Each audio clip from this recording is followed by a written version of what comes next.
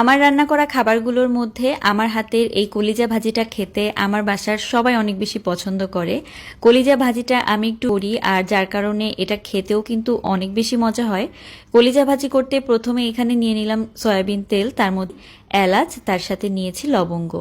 এগুলো দিয়ে হালকা একটু ভেজে নিয়ে তারপর দিয়ে দিলাম পেঁয়াজ। তো পেঁয়াজটা একটু মোটা মোটা রিং রিং করে কেটে নিয়েছি।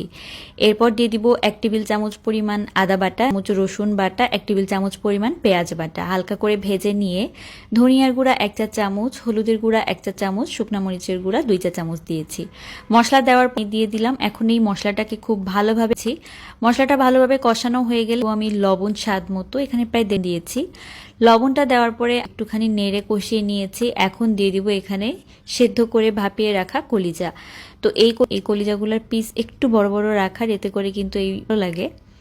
তো কলিজাগুলো দিয়ে এখন শুধু নাড়তে থাকবো আর ভাজা ভাজা করতে থাকবো। নিচে লেগে আসবে সামান্য গরম পানি দিয়ে দিবেন, তবে খুব বেশি পানি ব্যবহার, যখন একদম নিচে লেগে আসবে খুব সামান্য। এভাবে ভাজতে ভাজতে কিন্তু কলিজাটা একদম ভালোভাবে সেদ্ধ হয়ে যাবে। তো কলিজা যখন সেদ্ধ হয়ে যাবে, এখানে রিং রিং মোটা করে কাটা পেঁয়াজ দিয়ে দিচ্ছি, বেশ মতো হবে। এই কলিজা ভাজির মেইন উপকরণ হচ্ছে পেঁয়াজটা এভাবেই কাটতে হবে, তাহলে ভাজিটা খেতে অনেক বেশি। তো পেঁয়াজটা যখন অর্ধেক সেদ্ধ হয়ে যাবে, 4 দেশি রসুনের কোয়া দিয়ে দিলাম, একটা দেশি রসুনের কোয়া খুলে দিয়েছি। এখন এগুলোকে আবারও কিছুক্ষণ একটু ভেজে নিয়ে দিয়ে দিব এখানে 1 চা চামচ ভাজা দিয়ে আরও 2 মিনিটের জন্য ভাজবো।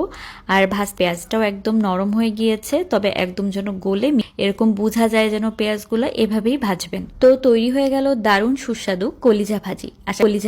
আশা করি আজকের এই রেসিপিটা আপনাদের অনেক ভালো লেগেছে। রেসিপি ভালো লাগলে লাইক, কমেন্ট, শেয়ার করবেন।